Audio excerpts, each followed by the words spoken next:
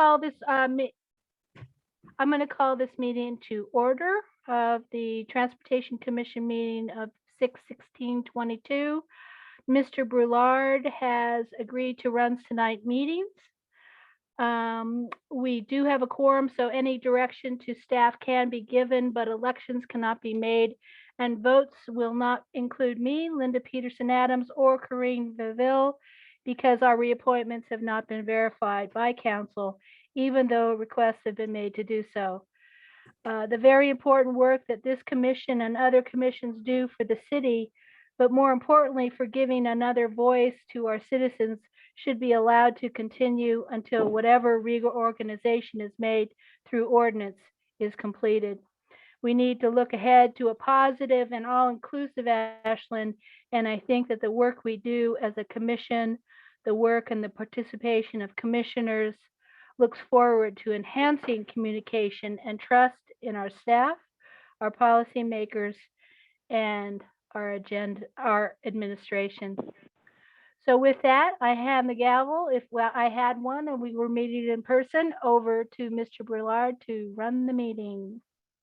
Okay, well, we'll start off with the first thing. Do we have any announcements? Liz is not here, so it's just me, and then Adam Gomez from RVTD is here. RVTD is going to start trying to occasionally attend the meetings and participate as our liaison, and Adam has been with RVTD for a while. You all know Paige. Paige is actually, I don't know if she's relocated yet to South Carolina, but she is moving or has moved, but will be working with RVTD through the end of the year while they replace her. And so Adam is kind of filling a little bit of a slot here, and I think they'll be bringing some future information to us about future grant applications for funding for transit.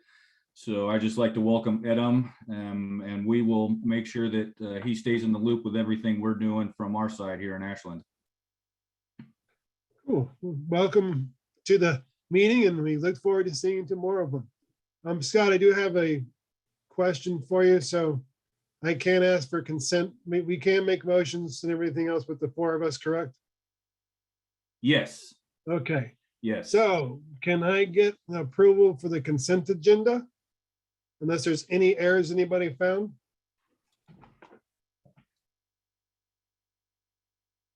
Linda? Under old business, Faith Avenue, graph said bike lane, not bike line. Ooh.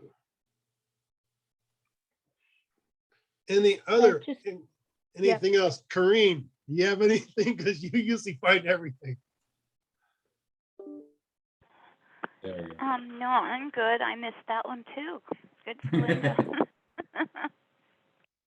Okay, well, can I get a motion to approve the minutes with said change? Okay, Joe made the motion. Can I get a second? All right, so Derek and Holly seconded. So it's just four of us voting. All in favor? No, it passes 4-0. Okay, so public forum. Scott, do we have anybody out in the public forum today? We do not have anyone. There were a couple emails that were sent in that I did include in the packet. Okay, can we talk about those now, or do you want to talk about them later?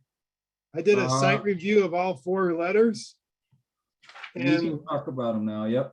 Okay, the one on Church with the High Street, that is very dangerous, and in my opinion, I do believe we should direct staff to put on cross traffic does not stop signs underneath the stop signs. Because I was actually confused when I went there.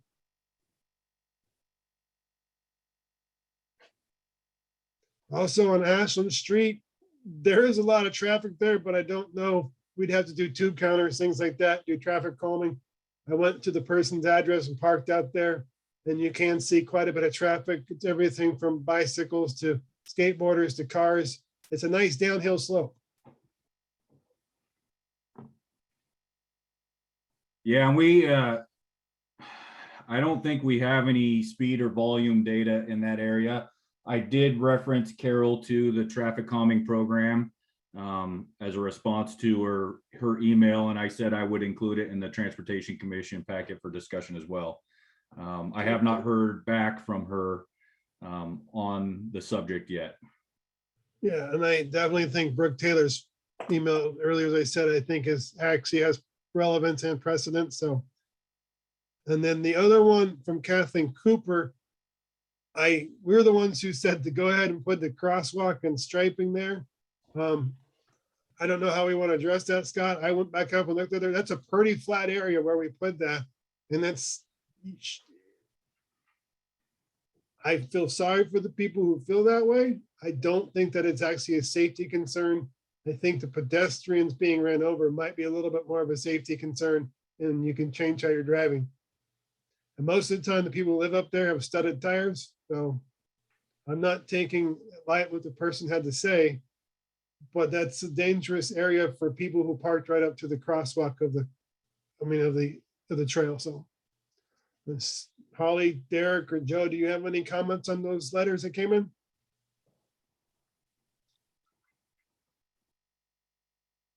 I don't think so. You can remind me, are there already stop signs on High Street? Or is that one of those unsigned intersections? It's got stop signs on two sides, but doesn't say cross traffic doesn't stop. And So the it way doesn't say it's a two-way. People think it's a Yeah. four-way, so they yeah, think. and it's That marked. seems like an easy solution for the other ones. I agree with you on the crosswalk. I think I'm reminded of what somebody said once, that it's not right that the pedestrians don't respect the cars. I think, we decided that was unsafe for pedestrians, and people are supposed to stop for pedestrians, whether we put a crosswalk striped in there or not, I presume. So I think we should keep it, see what happens. We don't even know what's going to happen in the winter. Maybe nobody will be hiking in the winter. Yeah, and it's one of those things, it's not a required stop if there's not a pedestrian actively trying to cross. So it's like the mid blocks on Siskiyou. It's only if someone is there actively trying to cross.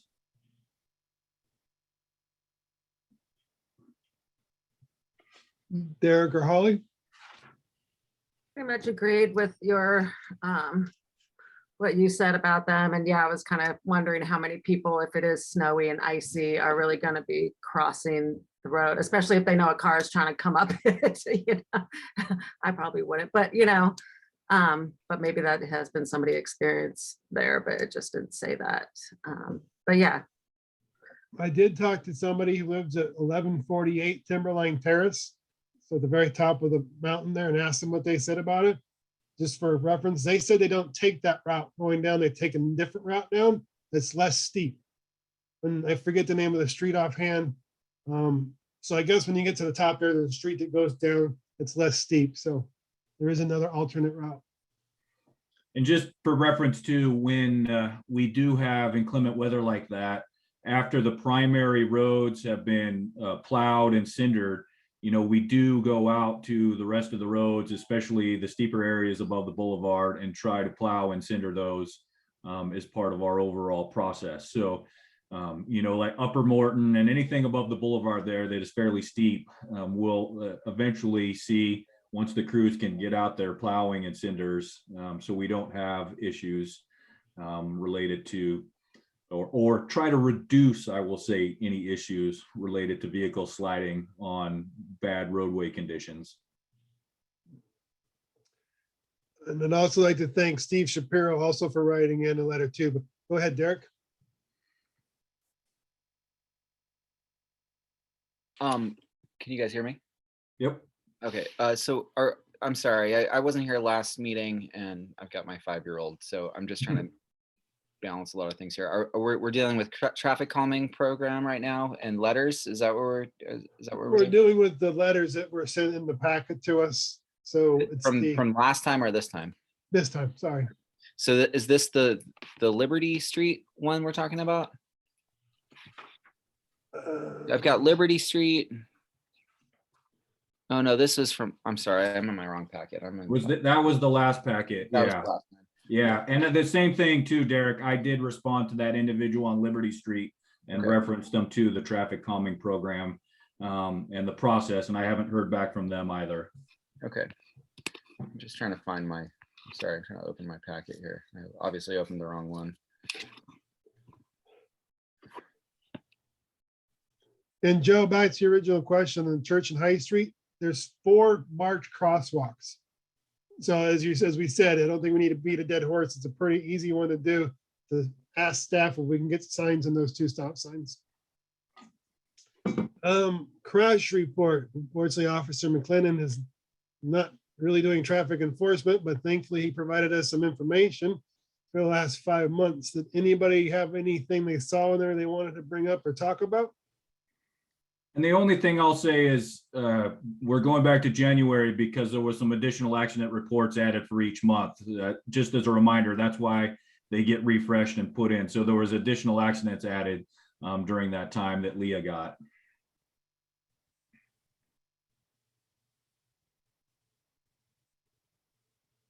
It seems like Oak Street, Lithia Way seem to be the magnet zone lately, and quite a few DUIs. Yeah, I remember when Steve was here the last time, that was a reference that driving under the influence had definitely crept up recently.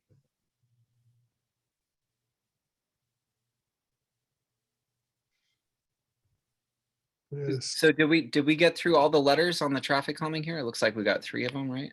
Yeah, there was Church Street, Church there Street, were Pinecrest, Pinecrest, and Ashland Street. Ashland Street. They got Okay. put new stop signs up, and then Mr. Shapiro wrote about Pinecrest. I forget what it was called real quick. No. Electric vehicles, an electric Thank you. vehicle Step manufacturer. up the EV. Yeah, Yes. correct. Okay. So I'm gonna make a guess that Joe's gonna say something about the traffic reports, in that we are seemingly only citing people when we feel like it. There's some Nope, actually, ambiguity in the no. citing. Actually, no, there's 2 case things here that don't make sense to me. Let me, and the May one, the May report, let's see. May 12th, 2nd Street in East Main. The description. Driver 2 was stopped at a red light. Driver 1 rear-ended driver 2. And then while attempting to parallel park, backed up into vehicle 3. And then driver 2 was cited for DUI. That means that the person who was stopped at the red light and rear-ended was cited for DUI. Isn't that a mistake? I would concur with you on that one, Joe. Looking at it, I would say driver 1 was stopped at the red light. So Driver 2. I think it's a typo, and there's another one up in April. The April 21, Siskiyou Boulevard at Park Street. Driver 2 turned onto Siskiyou Boulevard and was rear-ended by driver 1 who was traveling at a very high rate of speed. Driver 2 was cited for DUI and reckless driving. That also seems like it's a typo. So. Yeah, I would suspect that should be driver 1. But would be cited. since this is public record, it looks really silly to cite the poor person who was rear-ended with DUI while the other person gets away. Well, I would question then April 30th on the same one there, Joe, because it says driver 2 stopped at Oak Street waiting for another vehicle. The turn while vehicle run into the back of vehicle 2. Driver 1 cited for following too closely. No, that's correct. Driver 2 was stopped and driver 1 ran into driver 2. It's just that the 1s and 2s are sometimes mixed up. Well, it never says driver one in there. Well, vehicle one ran into the back of vehicle two. Yeah, I think we're trading vehicle and driver, DV1 and then vehicle one sometimes. So it's not, language isn't consistent.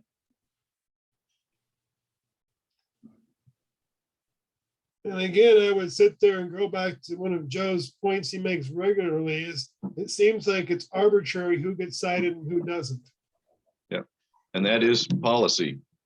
So there's not much we can do about it. That's why I'll say once more, that's why I thought it was a good idea not to put the citations in our report. But because it just emphasizes to the public how random it is. But the commission didn't agree. So you might want to rethink it one of these days.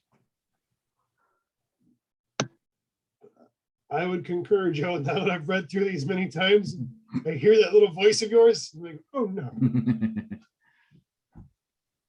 Ms. Peterson Adams. Perhaps we'll reconsider it during the next year, once we have a change in administration of the Transportation Commission. So, okay, we're done with crash report. We'll go to new business and we'll turn it over to Scott. Can I turn it over to you and Holly? Oh, come on. You're the one who put it all together. We didn't get to have our meeting this week because we can't have one. So just real quick, there's a link to the near miss application that's in your staff report that Leah and GIS has put together based on her kind of review of the meetings that we've had so far between the subcommittee and some other applications that she's seen that other municipalities or jurisdictions use. She and I haven't been able to connect to add a couple things that the subcommittee talked about some ADA accommodation language. And there was a couple other things I can't remember off the top of my head that her and I still need to connect. We've just been busy running around, working on special meetings and other things. And unfortunately, we didn't have another subcommittee meeting and we haven't been able to schedule that. So I can actually, let's see, if we want to do this. The draft sheet essentially has most of what the subcommittees talked about, the time and date of the incident, unreported crash, near miss, was this the first hand or did you witness it? And then some more information about the reporting of it, who was involved, any specific location details, where it occurred, and then you can actually pinpoint it and drop a dot on the map, and then kind of just general blocks for the nature of the incident. So you could select what was going on, a detailed box to provide more information, and contributing factors that led to the near miss or the potential for a near miss, but a potential for an actual crash. And then additional information about the contributing factors, details. And this one I think was important. I know the subcommittees talked about this quite a bit, is a relation of the potential severity that was avoided. And I know we saw this in other jurisdictions too, using this is,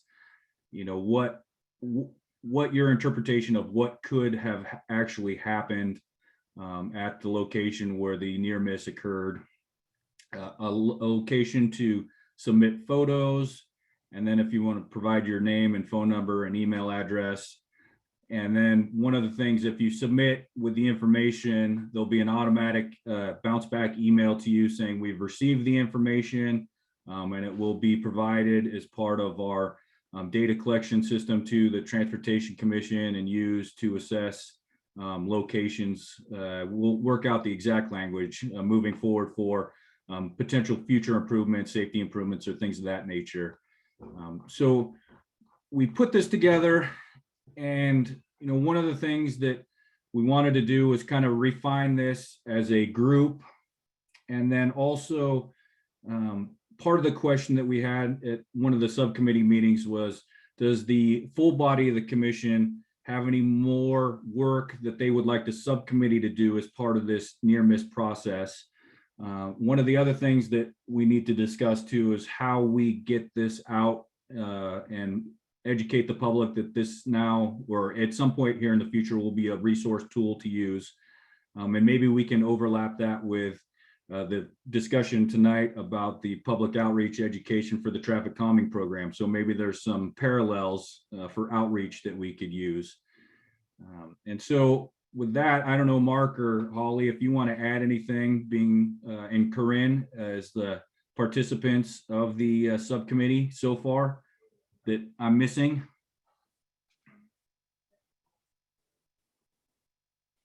I think in my opinion, we're pretty close.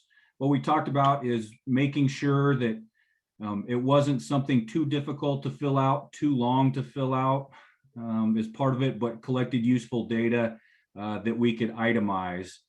Well, the one thing that I need to connect with Leah on is how this data looks when we import it into a system. If we can create a GIS dashboard that shows, the locations and what they were and things like that. I think there's something most likely we could put together that provides a good visual reference of the hard data that we'll be taking in as part of these surveys. We can stop so we can see everybody. So I have a question. Do people have the option of not answering the entire thing? Yes, Can they there's only like 5 things that you're required to do. And I think it was name, phone number, date it occurred and where it occurred. Rest of it, they can pass over. I mean, even on the reporting of it. Yep. Okay. Yeah, you can fill in what you want or not, but yeah, there should be Yep. Maybe there should be something in there that says this is optional, or yeah. I don't know if you have, I mean, I see these little red stars, but I think the red stars mean that those are, Required. that usually indicates that that's required. okay. Yeah, and we can clean that up, to show which boxes are only required as part of the overall. Because they all are pretty much dinged with your asterisk right now, except for a couple of the boxes. Yeah. The less they have to fill out, the more apt he'll be filling, put it in there, I would expect. I did actually reach out to one of the makers of one of the near miss surveys. Oh, yeah. That was found from Virginia, in the Virginia area, and talked to him for a little while, just to assure myself that this was a good thing. So yeah, he's a founding member of like 4 different families for safe streets in the Arlington and Alexandria and Fairfax and Northern Virginia. And they had this survey. It was he had been involved in a bicycle accident, and people would ask him about it, and that kind of got him motivated to do this initially. And so, yeah, they were just wondering what could be happening out there. And that the crash reports weren't, super thorough things, data points to look at. So they had a paper version from November 2017 to May 2021, and they got about 200 entries because they had to type it out and put it in a spreadsheet. And then they had the Graduate School of Urban Planning did a capstone project and actually made this survey for them. And And then since then, in the past year that they've had that survey, they've had 1,229 incidents reported. And this is like, it looks like 4 different cities. But that's a great leap from like, whatever, 4 years with only 200 reports to, it seems like people are actually using it, and it does, he feels like it is informing people, but they do have to manually send these reports to, like the police department and other agencies that they want to see them. So they're trying to work on a shortcut to get that implemented so they don't have to manually do that. But yeah, I just thought it was pretty interesting. And then how their outreach method is mostly word of mouth, social media, they at the farmers markets, schools. They have a QR code, which people can just scan, and it will take them to that complicated website address that nobody's going to remember if they have a phone. And and then the challenge that he sees is like underserved communities that are multilingual, aren't having as much access and to these things, and that's kind of what he's thinking about as next steps for it. But yeah, and they put out a 3x5 card that has a map and the latest count of incidents with the QR code, and I don't know what I mean here, it was a while ago, but some questions on it too. So anyway, that's just a little bite size of what the one other US-based near miss survey. There was one more we found, but it was in New Zealand, and I did not call them. But yeah, that's just a little bit of other people's experience with this same thing. And I also asked him if he could steal all the ideas, and he said yes. So, so yeah. Yeah, and we did talk about generating a QR code for this once we finalize it. And we can put that at our office, the community development building, reference it, City Hall as well, and other locations. We can, I have a pretty good contact now with Samuel at the school district to have him get his hands on it, and then potentially Adam now with RVTD and getting in touch with SOU. So we have some components, and QR code is a fancy, easy way to click into something, but we also have to go old school too, and get information out there through general means, just posting on our website and things of that nature. So I think the biggest thing for us going forward with this, and I think Holly's touched on it, Scott touched on it, is the outreach. So that's the biggest thing for this implementation that I see for us would be the outreach aspect of it. And as we've talked in our subcommittee meeting, you can see it in the minutes too, talking with Siskiyou Bello, the bike shops, the fire department, other things, RVTD, as we just mentioned, and getting them to buy in and help promote this as well. Because it doesn't do us any good to have a database is doing nothing without collecting data. The only thing we can do to sit there and try to alleviate problems or see problems is to collect data. So, so I'm glad Edom is here on this one. So we might look at him a little bit more on how he can maybe, I'm sure that RVTD drivers have seen enough near misses that they could probably fill 1,000 of their own. So thank you, Scott, for bringing that up. Go ahead, Joe. So do you want to say something, Derek? Oh, okay. So I got a little confused when I read this because I wasn't sure the different, when you look at it, you might be able to simplify it quite a bit, because that 2 categories, the nature of incident and contributing factors, they seem to have quite a bit of overlap.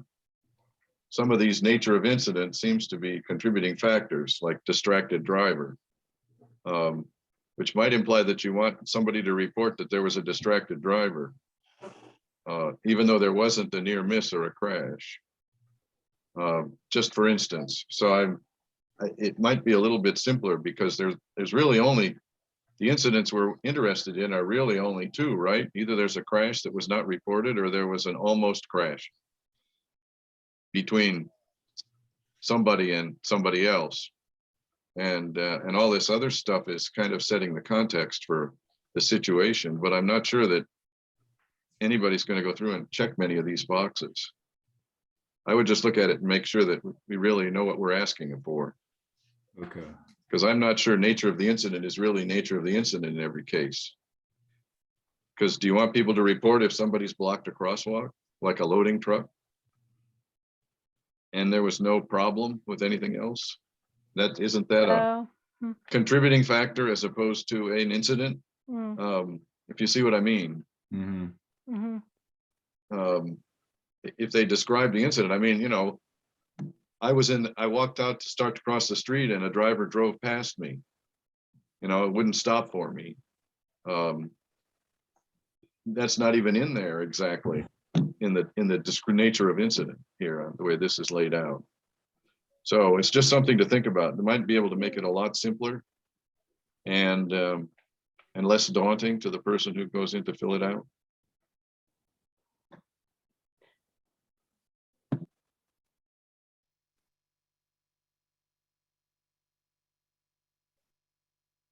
That's Because I why we remember- have you, Joe, for that reason right there, because you find the redundancies and how to keep it simple. Yeah, and that's one of the things that we talked about is, you know, allowing people to have a small chance to write in their own narrative, but not, I think what we thought was not making it overly, giving them the ability to write a Mishner novel, to try to unwind what they're saying, try to keep it short and sweet, a little bit so we can understand. And I think part of this is, practice is going to make perfect a little bit in interpreting the data. And there might be some times where staff, we might have to reach out to the individual who submitted the survey to try to gain some clarification. And there might be some back end work to actually clean it up to make it more accurate as part of the process. So that I think this will be evolving a little bit as well. But I definitely can see your point, Joe, about we could be confusing the issue and double dipping a little bit.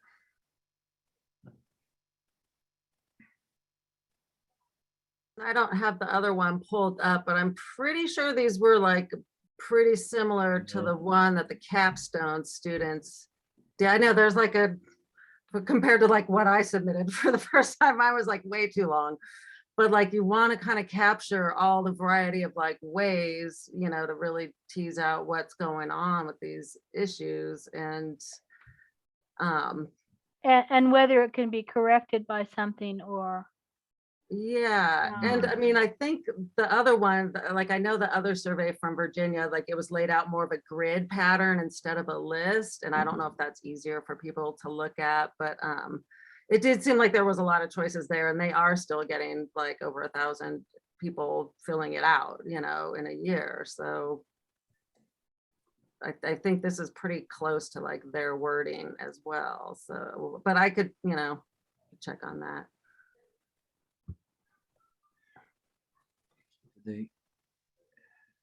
But I love updating and making things better, like if it can't, and streamlining too. So I imagine this will be like a little bit of a work in progress as it starts getting used, and you know, people experience how it is, and there might be Yeah. something we're missing on the contributing factors or nature of the incident, but you know.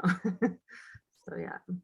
Yeah, I'd say probably too, we want to maybe eliminate things that could be misconstrued as too subjective. I mean, I look at possible road rage could vary pretty drastically based on your personality.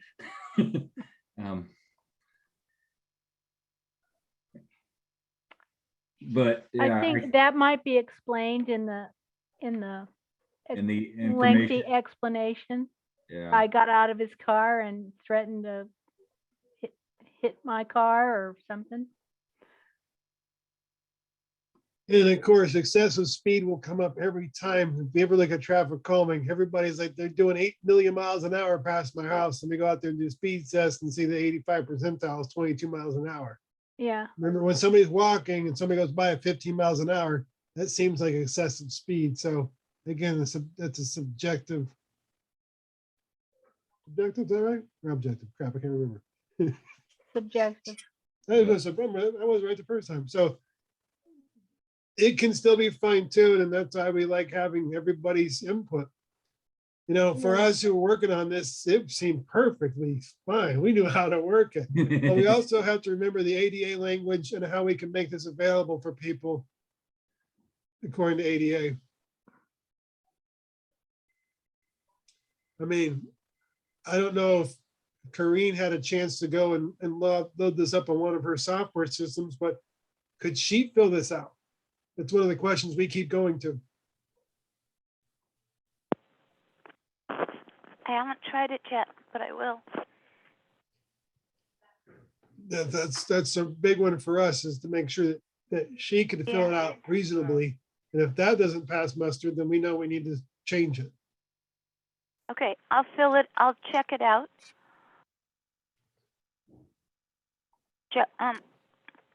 Mark, can you hear Yes. me? Yep, we can hear you. Okay. Okay, I wasn't sure if I muted myself accidentally. Okay, I will. I'll check it out. And look forward to hearing what you say about it, because Okay. you give us the best perspective of things we cannot see.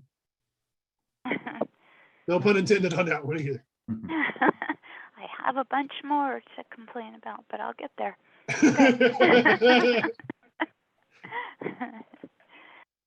And All right. Derek, did you have anything on this? Oh, sorry, Corrine, go ahead. No, that's okay. Good. Derek, did you have anything that you want to say on this one? Okay. So we will go to the next one for Mr. Scott, and that's the traffic calming petition signature requirements. So this, the non-appointed chair brought this to my attention a little bit ago.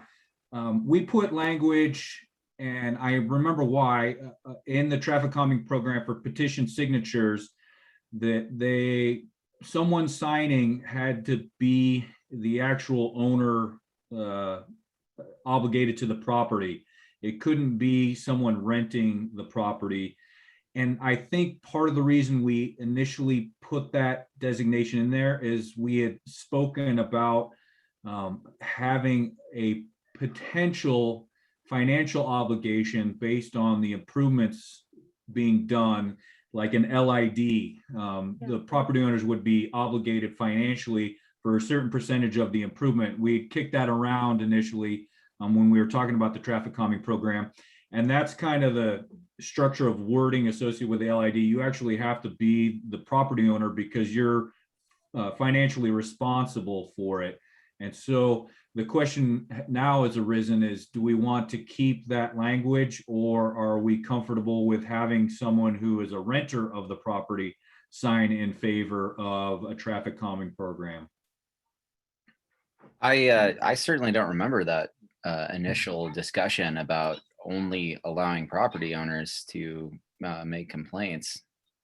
Was that something we discussed at a meeting? A long time ago. Yeah, when we first started out.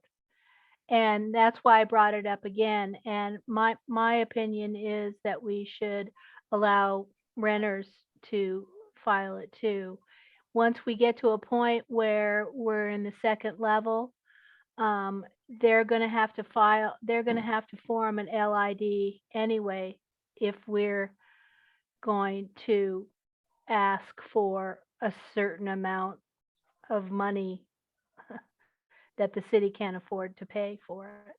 It's effectively So- discriminatory to only allow the property owner who doesn't even live in the neighborhood necessarily to make decisions or influence in the lives of the people that are living there. I mean, and quite frankly, I don't recall us ever having this discussion. Maybe I was sick or something, but I would have taken immediate objection to that language. It's completely unequitable for especially considering the housing crisis that we're facing in this valley. Like, we need to be increasing the rights of renters, not decreasing them. So obviously, my 2 cents is we change that wording immediately. So Derek- I fall in between. I guess. Because it seems to me that as far as this is a safety program, we want everybody who's a resident of the street to be able to report safety issues.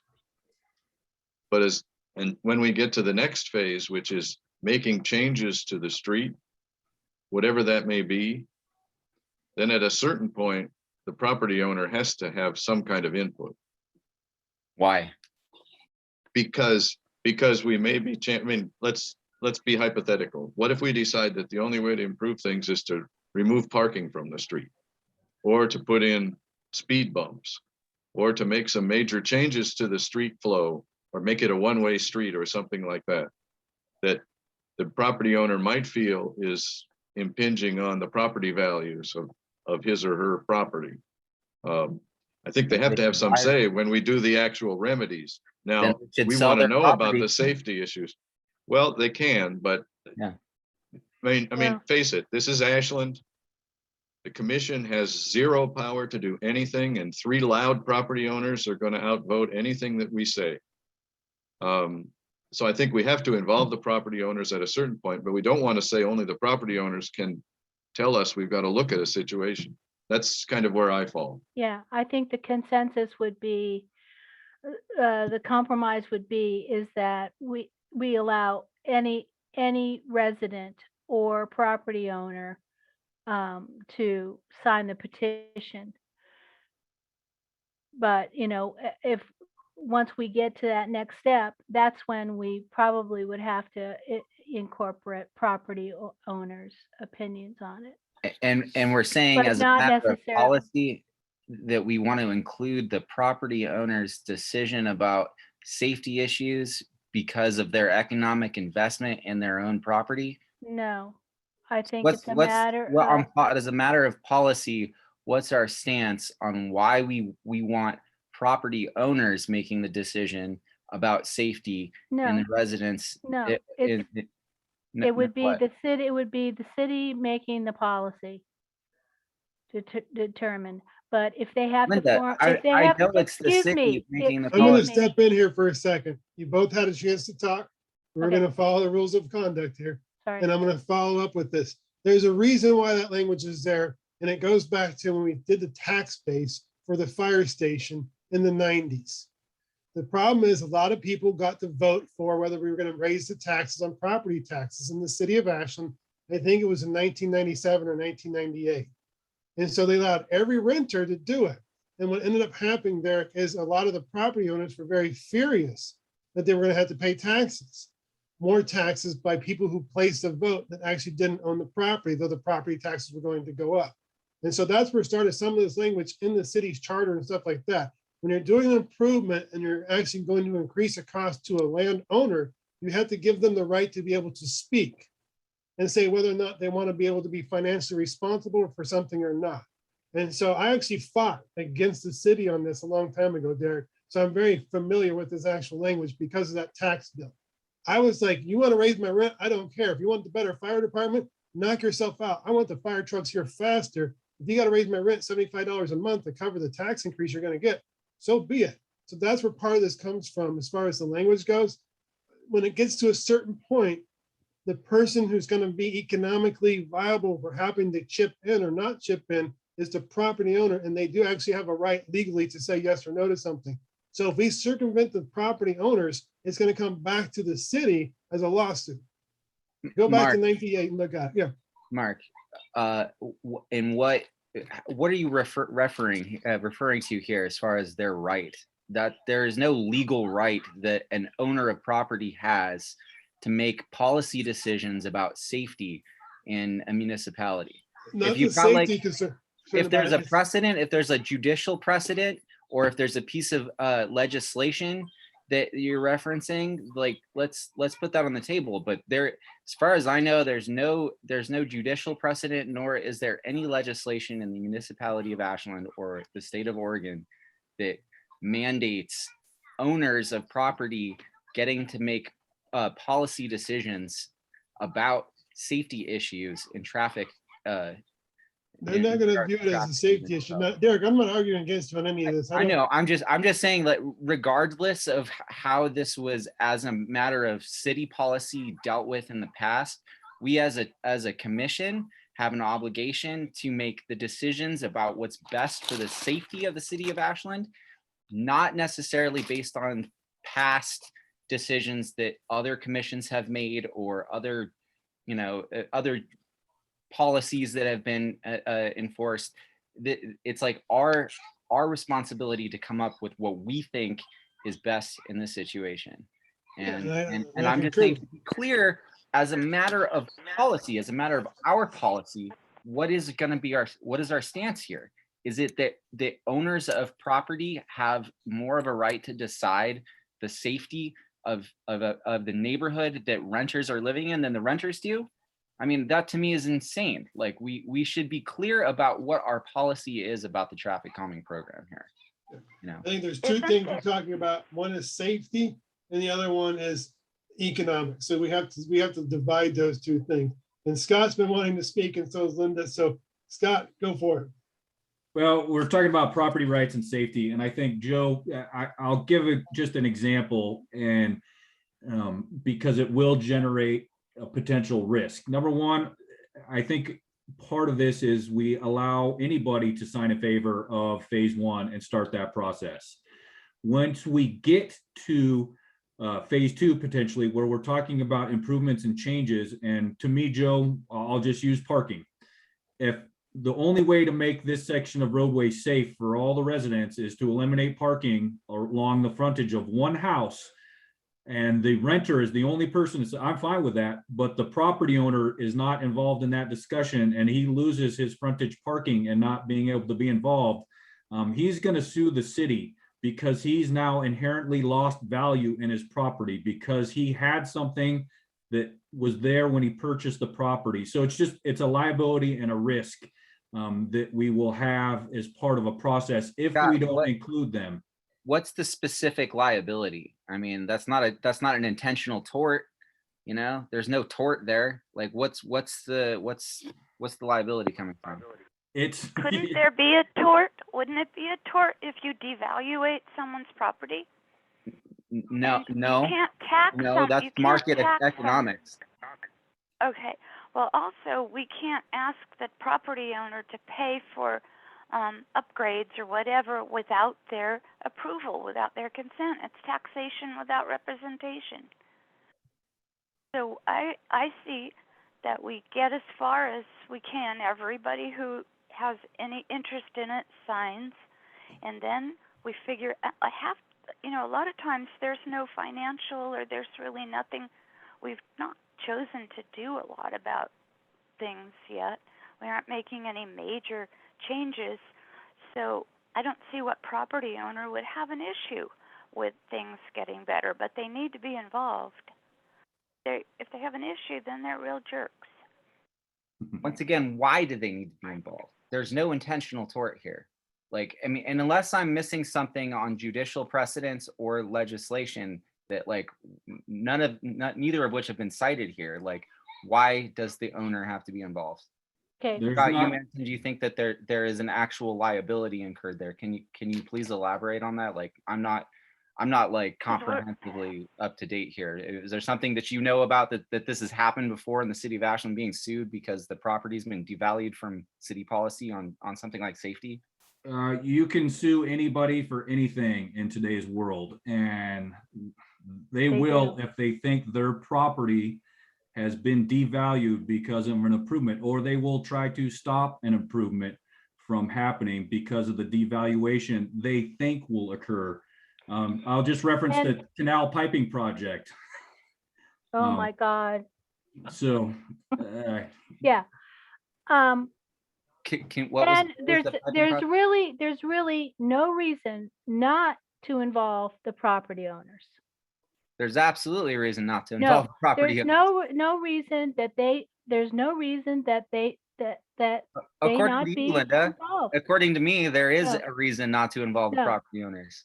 I'm saying that we make a compromise here, and the initial petition is signed by residents.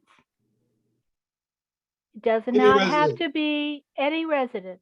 It does not have to be a property owner. It does not have to be a property, only a property owner. It can be a renter, anybody in the whole block. We're clear on that as far as the phase one. Okay, estimate. phase We're talking one. about phase And two. then, the property owner has to vote. if in the meetings with the commission on phase two, or with Scott and with the commission, a property owner wants to have an opinion about what changes are being made, they can come here and make their position made. And as a matter And of if a policy, why are you LID, going to allow no, a it's not. property owner over a renter make and have a vote? That is discriminatory based on economics. No. We have to be very clear about why it is we're allowing a property owner. If it's because we're afraid the property owner is going to file a lawsuit, a frivolous lawsuit without justification, I mean, that's absurd. We do not need to be afraid of frivolous lawsuits. I'm not saying we're for. afraid or anything. I'm just saying we need to include them in the discussion. There's Why? nothing. Why there's do we need to nothing- include them? There's in nothing Hang on a wrong with second. it. Let her finish your statement before we interrupt people. That's how the thing goes. And Scott There's has a nothing wrong question. with it. And a second thing, we are an advisory commission. Council makes the ultimate decision here. And council is the one that's going to go to legal and say, can we do this or can we not do this? So Scott, there's that. We don't make policy. We advise the council on policy. It kind of seems like we're all assuming the property owners are going to be negative, and we don't know that. but Scott's got his hand raised, so we're going to go to the order. Scott, you're up. So just two things real quick. Number one, we're not going to allow in a process like that, any single vote to deter. We're trying to gain consensus. And whether it be renters or property owners, it's still a consensus solution. And the other thing for notification is, I'll just reference the land use process. Whenever a land use process occurs, they put signs out in that general vicinity within 200 feet to allow everyone the notice of what's happening. But they mail a direct mailer to the property owner. They don't mail it to a renter or the house. They mail it to whoever is registered as the property owner. So the property owner has the ability to comment on a land use application that could or could not impact their potential property value as part of a process. And so that's an inherent process that we have already as part of the city. And Mark can comment on that because he's just gone through that process for a development and commented on that. So we do have a policy in place that we do, through the land use applications, notify the actual property owner of a process. And they are given the ability to comment or not. They don't have to participate, but they are given that opportunity. And so are the renters, because they are notified through a posting. Noticing. Yes. So it sounds like they're already included. Why do we need to give special treatment to landowners in? Hang on a second, Derek. Joe had his hand up. I want to see what he has to say first, and then we can come back to you because I was going to say something to Scott. So, no, I think Scott kind of said what I was going to say. There are certain actions for which the city has to notice the people who live, the property owners and the residents of a certain area. And if we do anything like that, we obviously have to notify the property owners what we're thinking about doing if it reaches that point. I think we all agree on that. It's just a question of the in-between. And, do we need to notify all the property owners if we're going to put a stop sign on a corner? Probably not. But there are certain cases when we do want to notify the property owners, and Scott probably knows exactly what those cases are based upon how much of a change we make to the street and to the traffic pattern. It's just, we can't just get around that. That's all. I don't think that's an issue But I don't think shutting out the property owners just because they're property owners is right either if we're going to make a change that potentially they could object to. They at least need to know what change we're going to make, as much as a renter should be able to know. Or somebody from another street should be able to know, for that matter. Eric, go ahead. Well, to be clear, I'm not saying shut them out from being informed about what's happening. What I'm suggesting is that giving them a vote about whether to move ahead with a traffic calming issue or not is giving them special treatment, because they don't need to make a decision about that, especially if they're not living in, if they're living in the neighborhood, if it affects their actual day-to-day life and their kids' safety, then yeah, give them a vote. If it doesn't, if they're just a landowner and their only interest is economic, then why do they need to have a vote? That's my point. They do not need to have a vote if their only interest in the situation is economic. If there's some sort of precedence, once again, that says that the city of Ashland can be held liable for economic devaluation of their property in this kind of context where the city has found a safety issue that we want to take action on, and that devalues their property, and there's some sort of precedence for a landowner winning a lawsuit on that basis, for what kind of tort, I have no idea it would be. There's no intentional tort that would fall under, but that doesn't mean there isn't some sort of precedence for it. I would just like to know what precedence there is for that. Otherwise, we are just essentially giving favoritism to people because they're landowners. They shouldn't get to have a decisions about whether a safety issue is relevant simply because they're landowners more than anyone else. If we're going to give everyone in the town of Ashland a vote on a safety issue, great, let's do that. But let's not single out people that are landowners getting a decision over people that are other. I'm gonna retort to you, Derek, and then if you want to say something after me, Lynn, that's great. First of all, we're not asking for a vote. There is no vote to be taken into this by anybody. What we're asking for probably is the ability for public comment of people who live out of state to the property owners. Just like it is in the Public Land Use Acts we have to do there.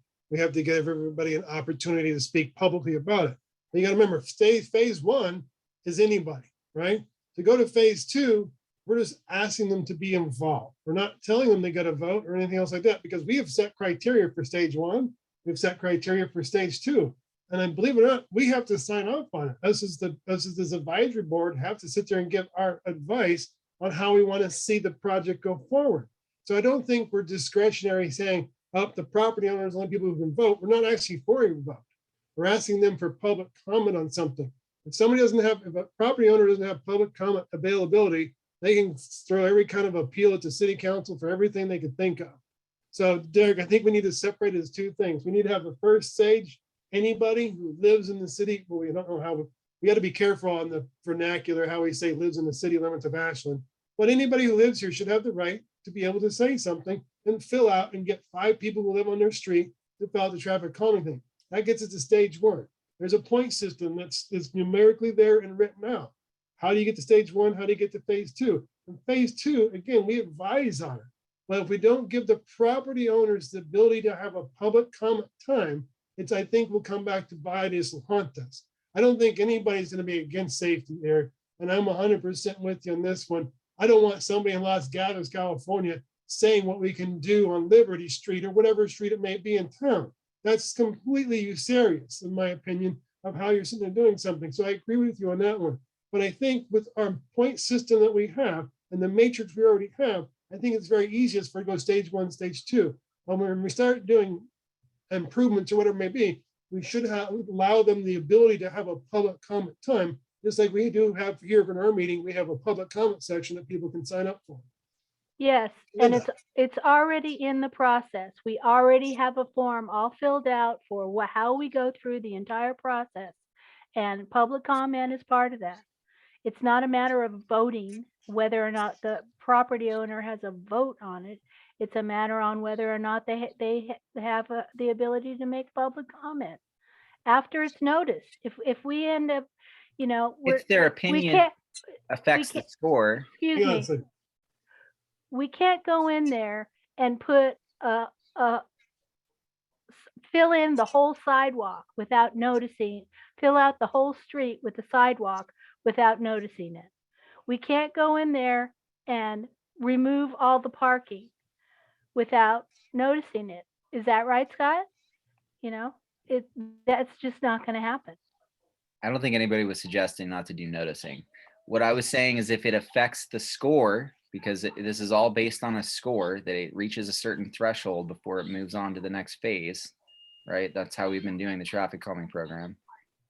How is it Threshold going how score. is it going to affect the score to What I'm saying is I- if in phase two, a negative comment from a landowner, if that affects the score, I predicated my entire statement about this is not recalling the language that Scott was referring to. I don't remember debating this at any point. So, I mean, what I'm saying is if the landowner's negative comment, if that affects the score, that could be akin to a vote. And I'm saying that they should not get any precedence for affecting the score over anyone else.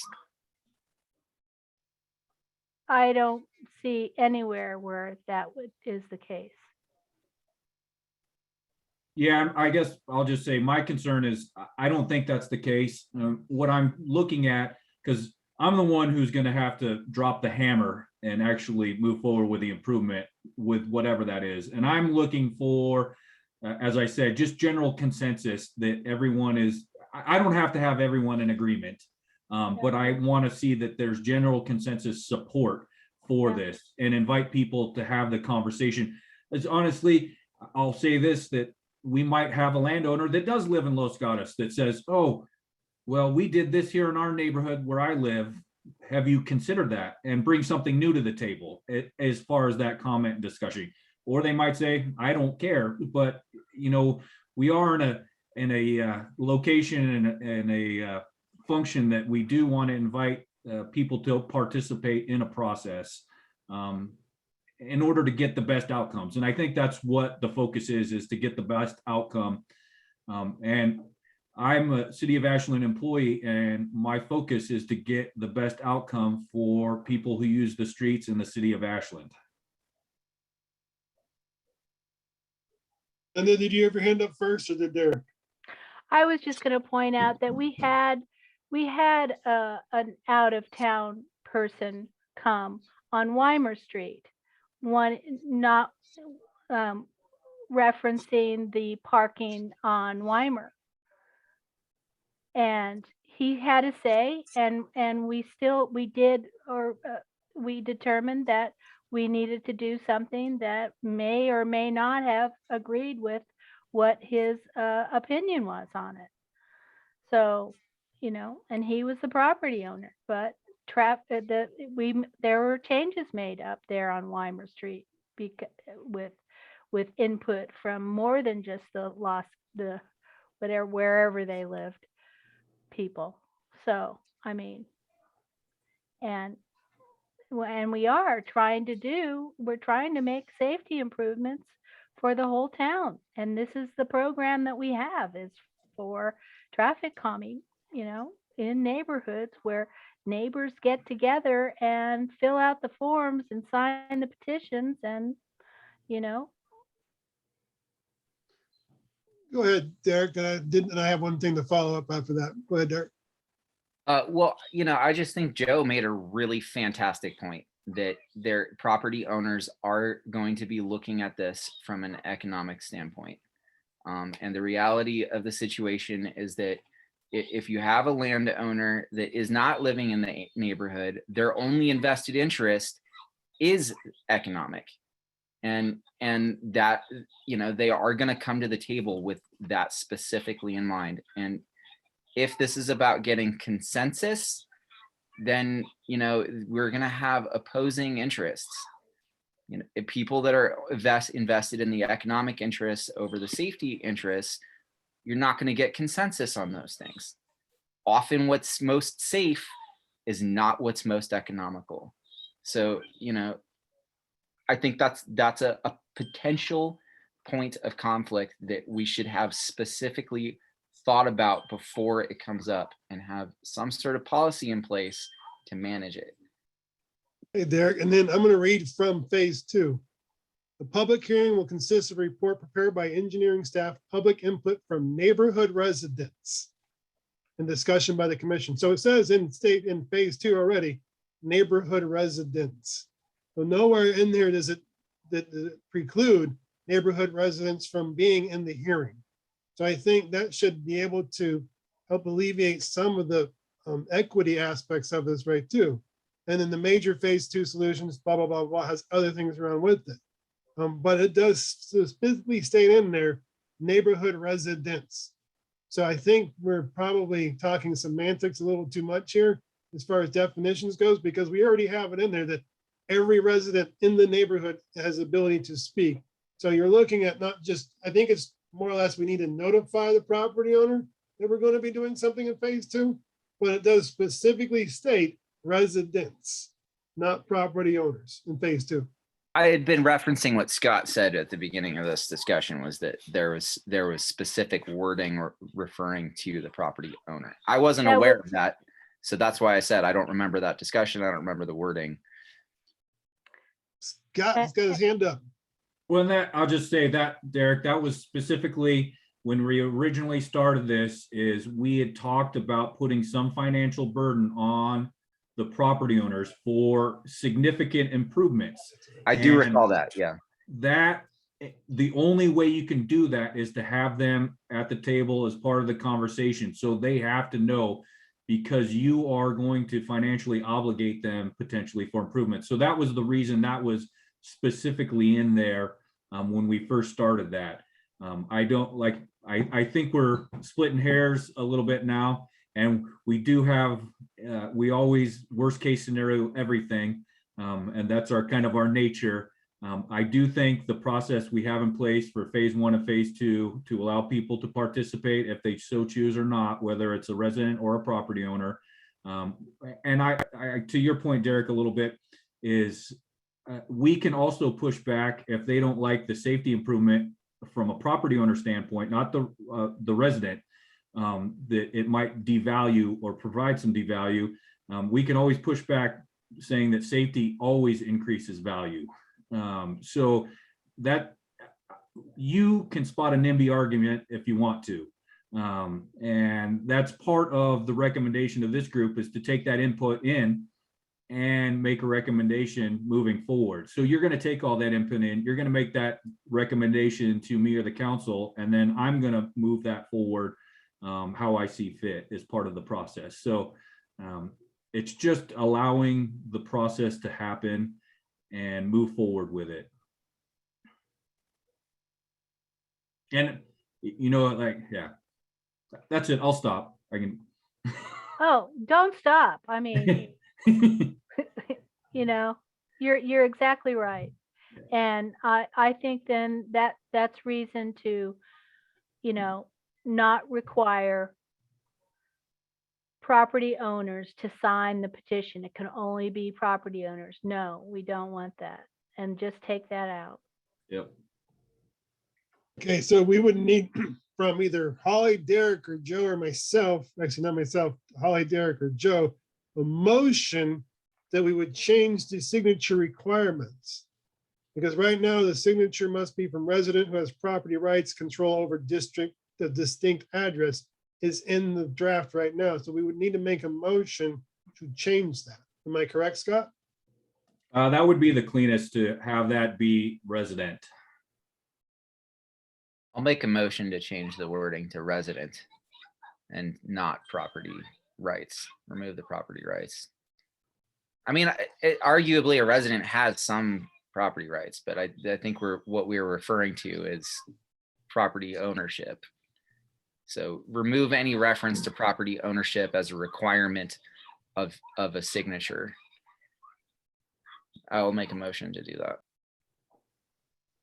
Second, I will second that. discussion?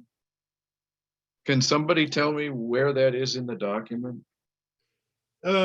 What Which part of we're it? changing? There's What a little, signature requirement we're It changing? states that we have to have a minimum of 5 adult signatures from distinct addresses within the neighborhood showing they're in favor of entering traffic calming improvement program. And that Okay, so asterisk that's- states, the signature must be, I'm gonna give the quote, the signature must be from resident who has property rights control over distinct address.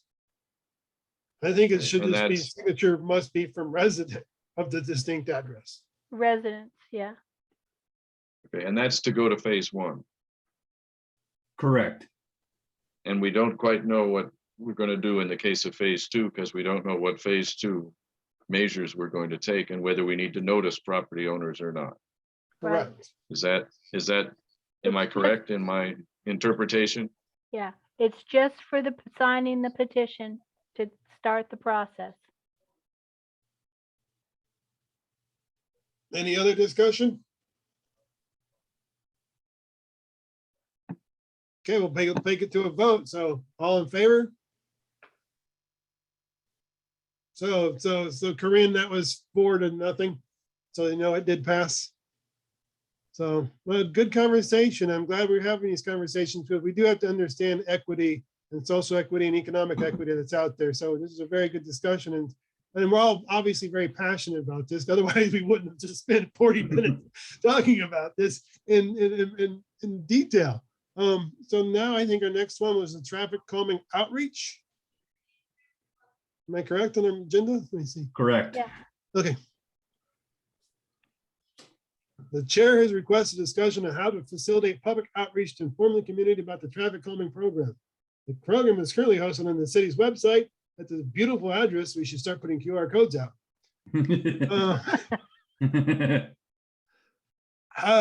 You know, Linda, I have been thinking about this, and the only way I have done this so far is word of mouth, and I don't know how to. And that's why we're gonna have this discussion. How do we outreach people with this? I mean, we get complaints in, we see the emails, Scott goes, we're gonna aim you at the traffic calming program. Yeah. But how do we make it so it's more, in this case, equitable for everybody to be able to get to this? Yeah, well, I want to ask Scott when the new website is going to be on board, because the whole thing is supposed to be fixed so that so that you can negotiate the website, and so that might help. For now, we could get, I mean, they don't have the utility bill doesn't have the little what's going on in town anymore because nobody's developed that. That would be a good place for it. What about on hot topics?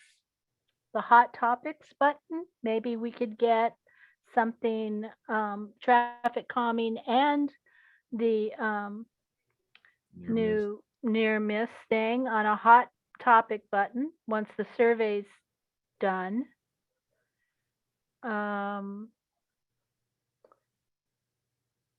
Then, you know, doing the same thing with it to bike, I don't know, to bike shops, not necessarily. I don't know how to do outreach on that. That's the new advisory group, advocacy group, Streets for Everyone. They'd be willing to take on some distribution of it. That's for the Ashland Climate Collaborative Group. Can we Post it take on the their city- website. Oh, They could sorry. post it on their website. Holly?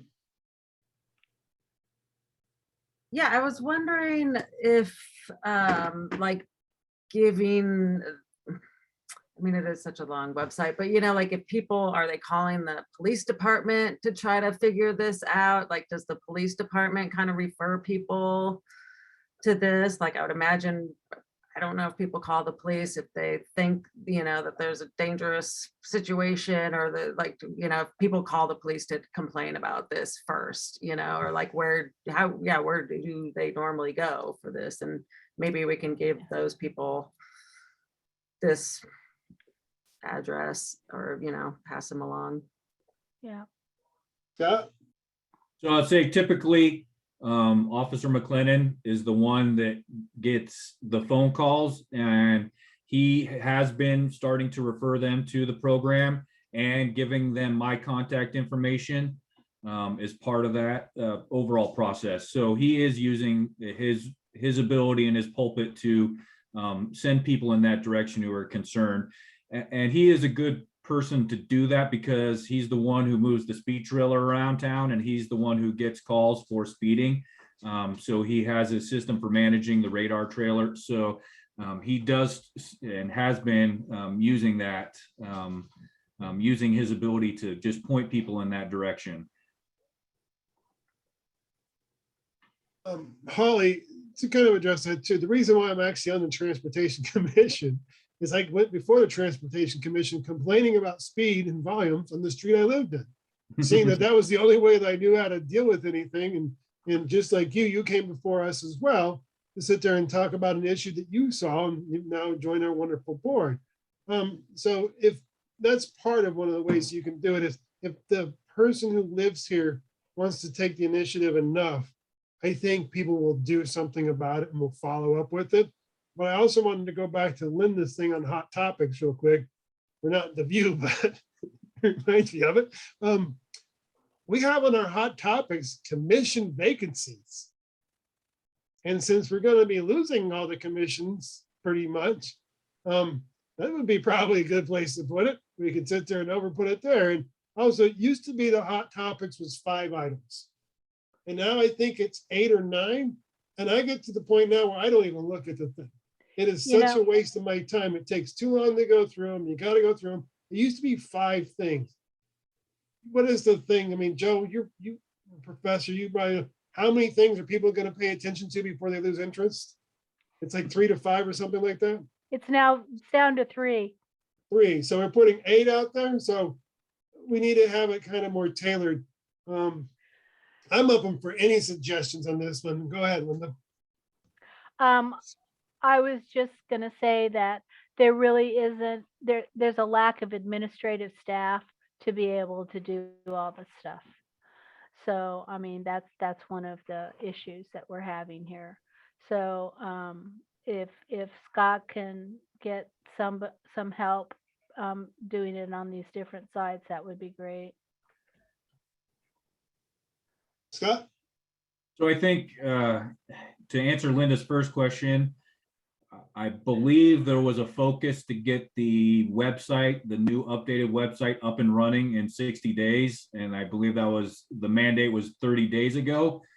So I do, but honestly, I don't know where that is. As those of you who probably paid attention to the special meetings we had, one of the focuses was to develop a true information and technology department to try to facilitate some of this stuff that is falling behind because we don't have the resources or staff. And that administrative staff support will also help with the city source and getting that reinstalled into the UB insert. I definitely think we can develop a QR code and put little signs at the community development building at City Hall where people can have that information on the pin board or just out in front. Using McLennan, we'll still use Steve as part of that.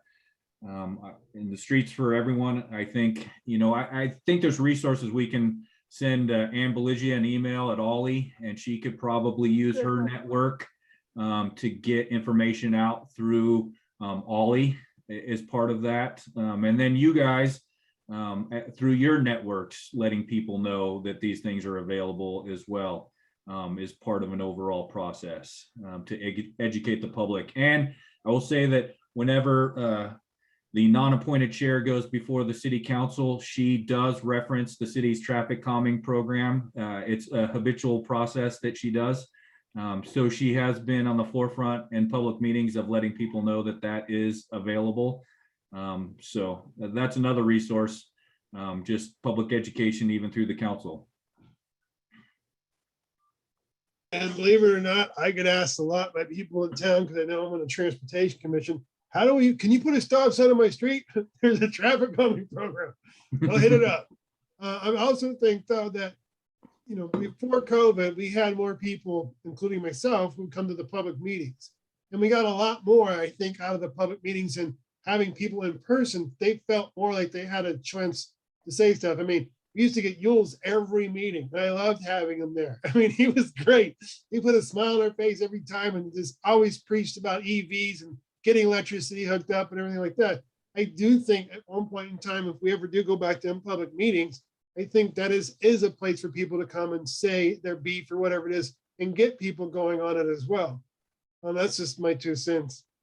I'm open for any suggestions and ideas and message boards, whatever we can do to get people involved and engaged.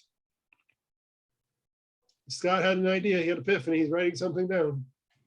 Well, you did mention the reader board, and we do have the 2 digital reader boards that we do put messages out. Like last year, we were advertising the Ashland Saves Water water conservation website as part of that. So I think, those are things that we could put out, and maybe not so much the main drags as a focus, but some of the residential zones, Ashland Street, picking up above the boulevard, where you have local residents they have to drive on that street to get to their house type of deal. So I think we can maybe look at that. Iowa near the high school, in between that zone and things like that, where you're going to get some good cross traffic of the neighborhoods and not just the general traveling public who aren't going to be interested in that. Yeah. I've suggested traffic calming programs to different people who, it seems like there's a lot more activity about speeding, people running stop signs, just really bad traffic behavior going on. That's all anecdotal, I know, but to try to get them to, hey, we've got this program in town. Come on, try it. Get together with some of your neighbors. It's important. And I think they get to a point, either they don't want to take that next step. They want to complain about it, but they don't want to take the next step and try to get together with people. And then they see the traffic calming program with all of these pages of stuff that can be done. And I think they kind of shut down.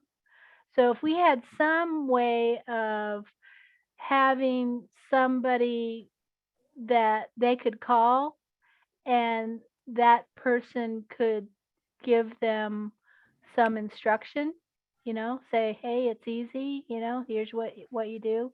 Have some kind of like an ombudsman, or just like they should be doing with community development, having an ombudsman take developers through the planning process. Just the same thing, to have somebody take a neighborhood through the whole process.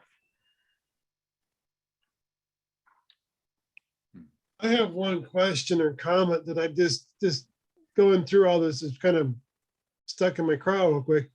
I live on a street with 7 residents.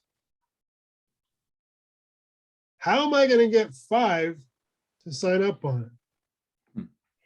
You're going to have to go around the block. So, I mean, because it says you have to have 5 distinct addresses. I have a street that's got 7 residents. One of them's dead. That makes it 6.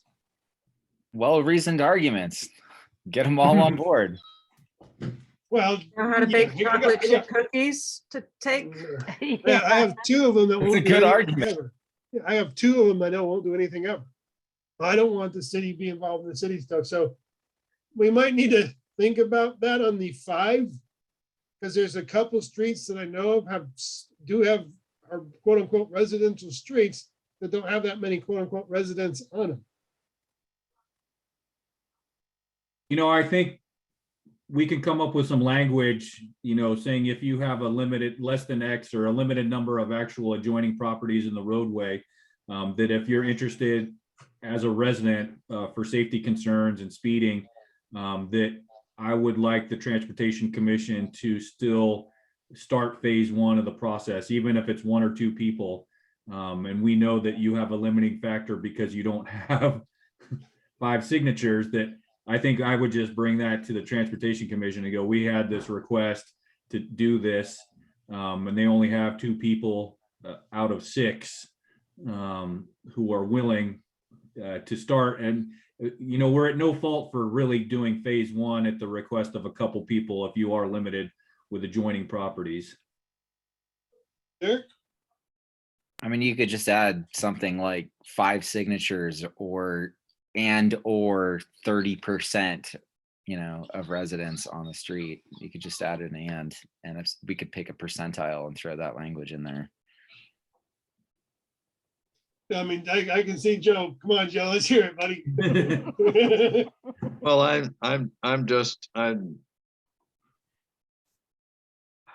well, the reason we had the 5 was that we wanted to have a significant chunk of the people buy into it. If you've got 5 people on your street and only 2 buy into it, it's not going to be very successful. Also, I'm seeing, I have to say it, I'm sorry.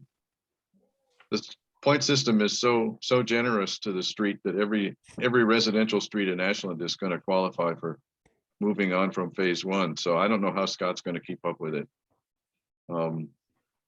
He's getting a new deputy director, so. Well, but he might not have a transportation commission, because we've seen how much high a priority the city council gives to the transportation commission. Well, We can have 2 or 3 climate commissions, but we can't have a transportation commission with 2 of our best people not being reappointed. It's absurd. thanks, Joe. Duly noted. Anyone that wants to go to the city council meeting or write a letter about how they feel about being on the transportation commission and what we actually do, I would encourage that. We'll do that, Linda. And plus, I get to be there for the 21st meeting. Yeah. Could do double duty. I actually might just do that. It all depends on what order the stuff's in. So any other comments on the outreach? I mean, Scott, were we supposed to do something on this or just give you some suggestions? I think I've got a list of suggestions, you know, and things will improve as staffing resources improve and the website switches over. And I think we'll do the QR code and, you know, the one thing I haven't done is talk to fire. I don't know if fire or through CERT, you know, they get comments, but trying to educate internal staff of the process, you know, utility billing, you know, people call the city and they'll call any department, not quite sure where they need to end up sometimes because they just don't know. So having internal staff know where to point someone is just part of that internal customer service process. So I think it's from us to let people know, you know, if people call about speeding, yeah, the police department's a great location to send them, but you can also send them to Public Works. Or directly to Transportation Commission. Yep. I was going to suggest that too, that Paula announce it at the council meeting. Hmm. You know, especially when we have the near miss thing come up.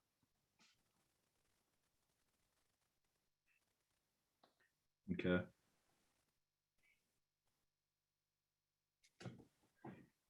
So that's enough direction for you, Mr. Fleury?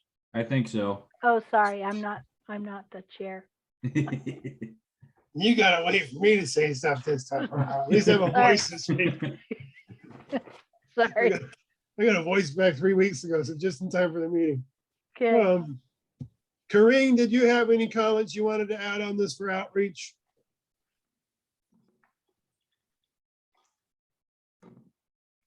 Corinne? Yeah, I'm here.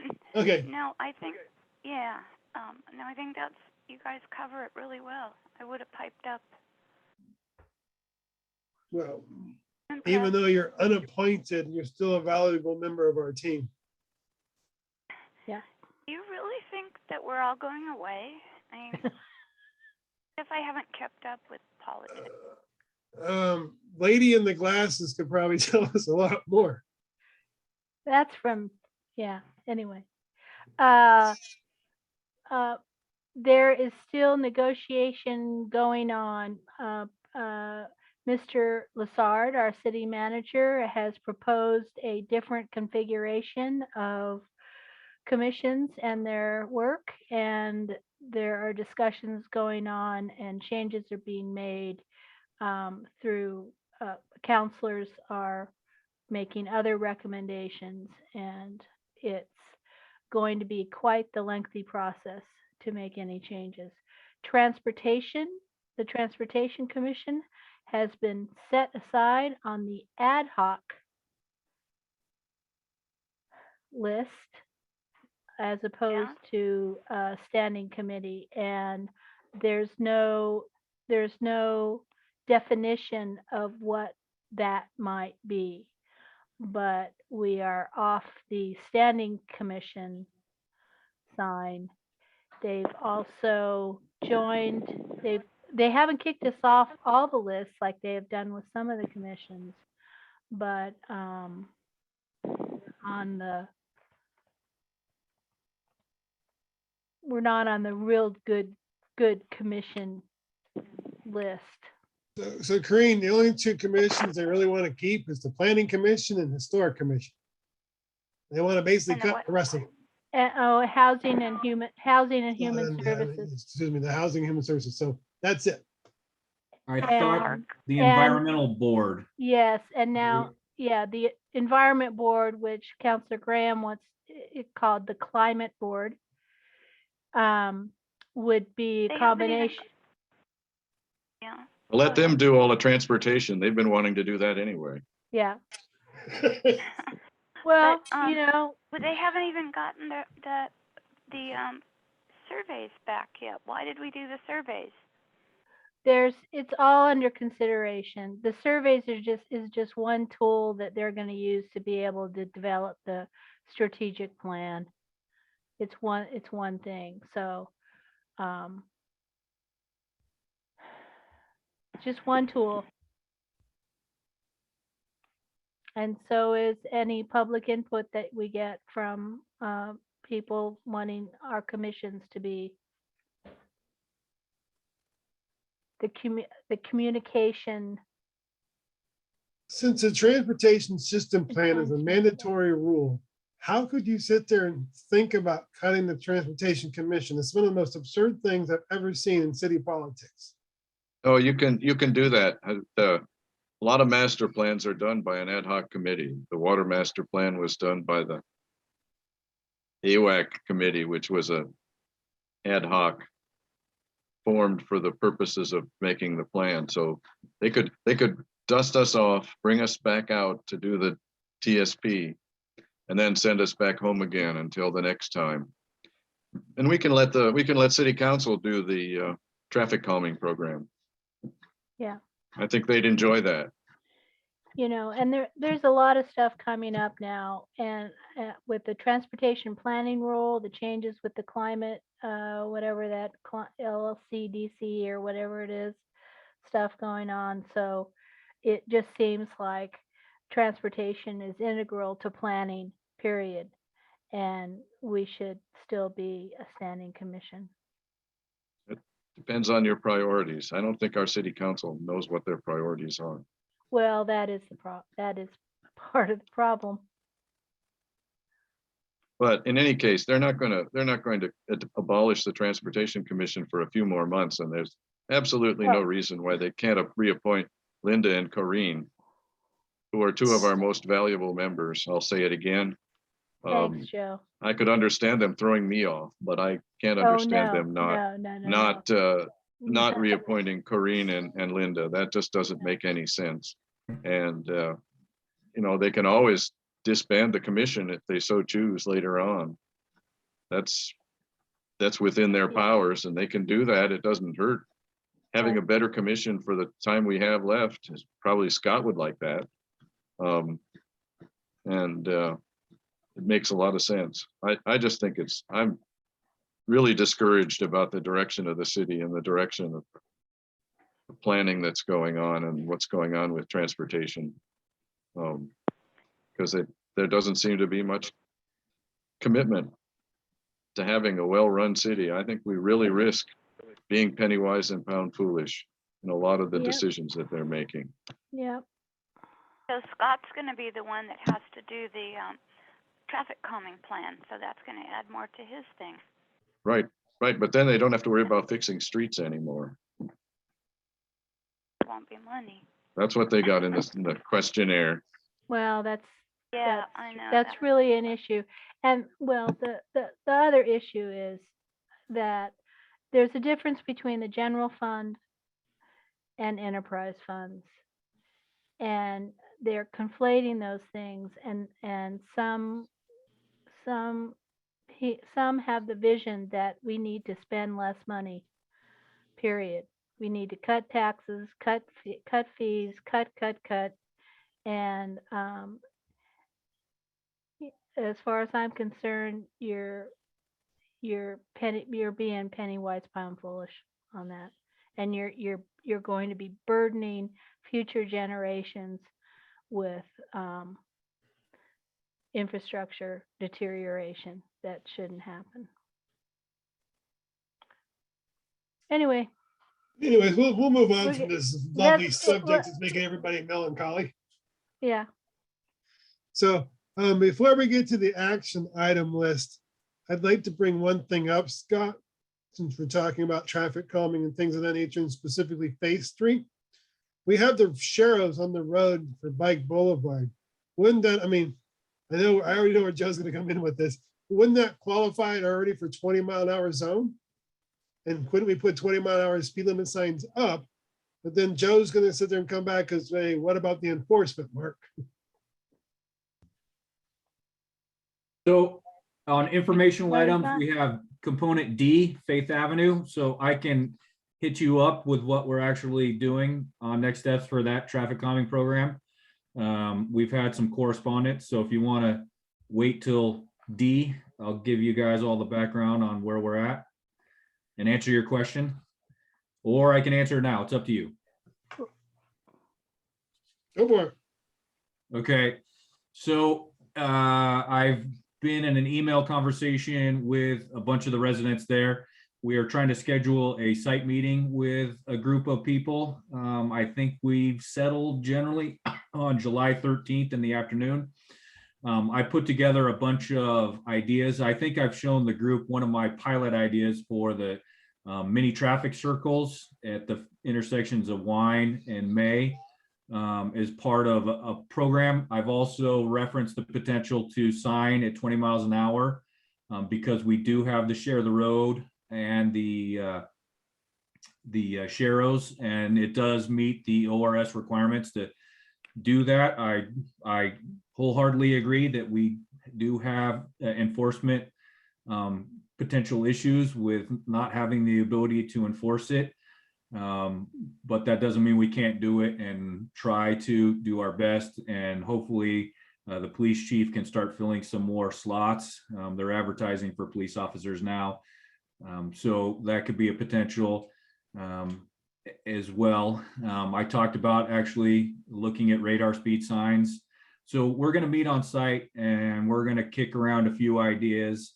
Of course, a couple people have referenced speed humps, and I've referenced really that's kind of the last point we want to hit because of the emergency vehicle access and the slowing down of people. I think we could look at putting rumble strips in first if we want to shake people up in conjunction with 20-mile-an-hour signs. So there's a lot of options to kick around, and we're going to meet out there and have a good friendly afternoon chat and talk about them.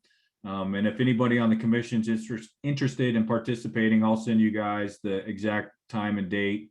And you're more than welcome to just come out there as part of the commission and get involved with the discussion that we'll have out there. Can we put a flashing sign up by the memory of the child who wasn't wearing a helmet on a skateboard? It's at the end of the street. I mean, I think that should help remind people too, because we have, it's on the street there. It says in memory of, I forget the young man's name, and it says, please wear your helmet while skateboarding.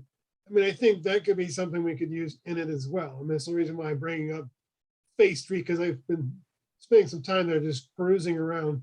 And also I was talking to Linda about this. I'm really amazed that people with delivery services and their name and number all over the side of their cars like to go really fast up that road. There's one over by Albertson's area, something cave. And then there's a one downtown that is like a guy's name, I think it is.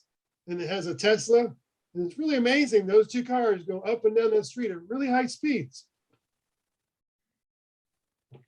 So I do know those been speeding there. So anything else on D before we go to A, B, and C? I was just gonna say too, I actually, and we kicked this around, and this is up to the commission too, but the residential radar gun concept is a potential as well, to have them sit out there and radar people. I know we Can't did. believe you brought that up. Steve's more inclined to let commissioners borrow it than he Yeah. is general public to borrow it. Yeah, So if you do know that, any commissioner, if you want to, you're allowed to ask Officer McLennan if you want a radar street for site visits or whatever it is, he will let us borrow, any of the commissioners borrow the gun and can train us how to do it. Just so all aware. Wow, I didn't know that. the one That thing might I actually like not- to do. Oh, go ahead, Joe. Sorry. I was just gonna say, it might not be so bad for residents to run the gun because they probably would discover that cars aren't going as fast as they think they are Yeah, it could be. in most cases. Maybe not the really, really expensive one we have that's actually used in the court of law, but I don't know if there's a cheaper one than like the ones they use in the baseball games or something like that, Scott, we might be able to get. But I know the one we have for police, it has to be, you have to treat it with a kid glove because they have to be accurate for a court of law. So that's why it's limited people who are allowed to actually use the thing. And that's why Steve has offered it to all commissioners on the Transportation Commission. If you take ginger loving care of it, keep it in its case, understand when it's been calibrated and everything else of that nature. The one It is thing I fun would to like use. to do is develop a door hanger, educational information thing that the residents can go and hang on everyone's door saying, you know, this is our neighborhood, please respect it and the speed limits. You know, something that they can also be involved in. As we know, the residents on Faith, or a big group of them, are very active on this. And I think that that's something that they can manage as a group as well. So I'd like to have something that's clean and simple and just sends that message out there, and they can just walk up and down the street and hang doors. Great. Is Yeah, it, I think that's is it great. really- You're really getting them involved. Go ahead, sorry. okay, is it really the residents that are speeding? Because my experience is people use that as a cut through from Siskiyou to Ashland Street. And Well, that's where Kareem, speed- go ahead. Hmm? I have What? spent a lot of time on that street canvassing it and watching. There Uh-huh. are residents who speed.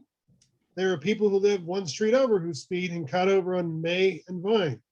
And they say wine, God bless America. Wine. Wine, one of the hardest words for me to say.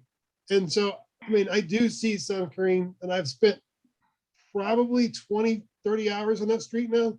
I have notebooks and everything else like that, speed, everything else like that.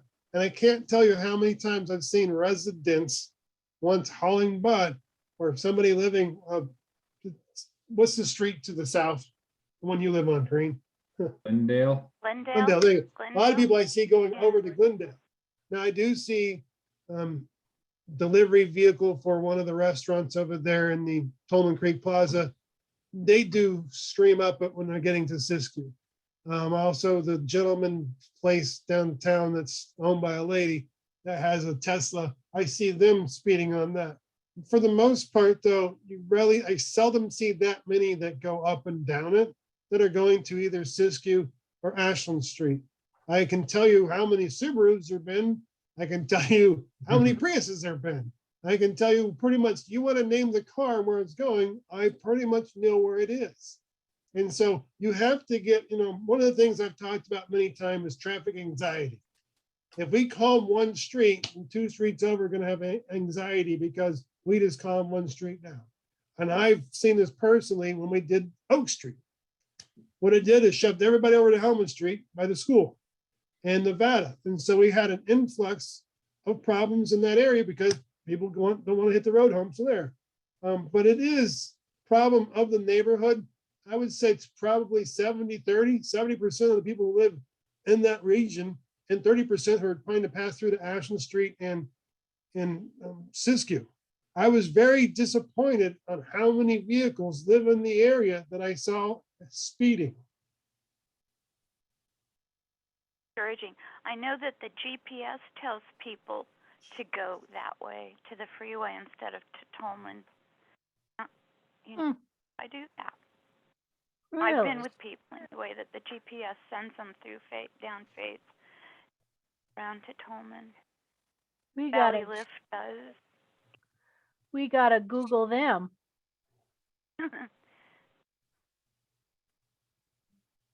So That's not right. we'll go to number A now. TSP update, Scott. So I do have some good news. I spoke with Mike Baker from ODOT, inquiring about the grant funding for the project and kind of a status update from their side. And Mike said that ODOT will definitely be funding the TSP update as part of the process. So we will receive grant funding for it. He also, and I think a couple of you are aware, that the TPR has been pushed a little bit. They're still taking public comment through the early July before they're going to make the final decision on the rulemaking.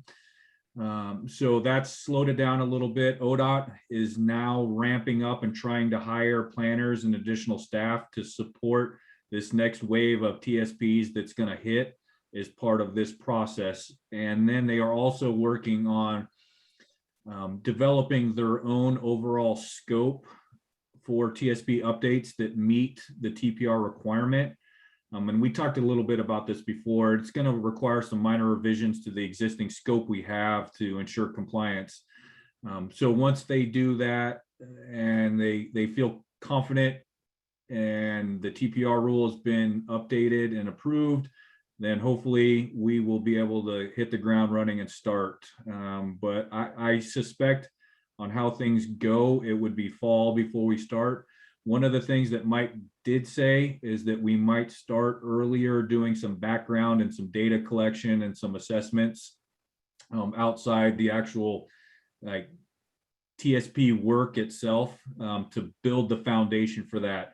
So I'm waiting for kind of that next step from him, and that will really be after they adopt the new TPR as part of the process. But I was heartened to hear that he said that for sure we will be getting grant funding for the project.